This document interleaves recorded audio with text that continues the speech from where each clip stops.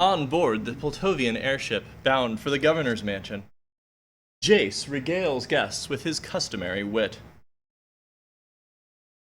And so then I said, "The hammer is my... Sir! Sir! The engines, they're out of control! It's something with the Pyrrhicos! Everything's gonna save us, Jace!"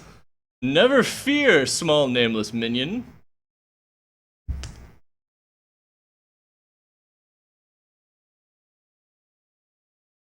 Now let's see here.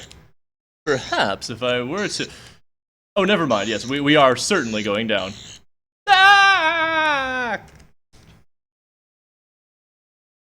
Upon crash landing, the Piltovians find themselves confronted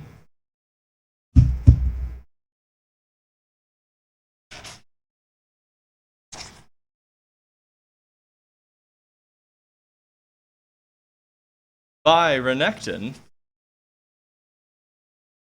Wait, no, I can do better than that. Ah. By Renekton, leading a mob of angry Shirimans. Warble garble, warble garble, warble garble, warble garble. Fall back, warble garble, oceans of blood, warble garble. And, that's basically the opening of Lines in the Sand. I'm gonna go write something.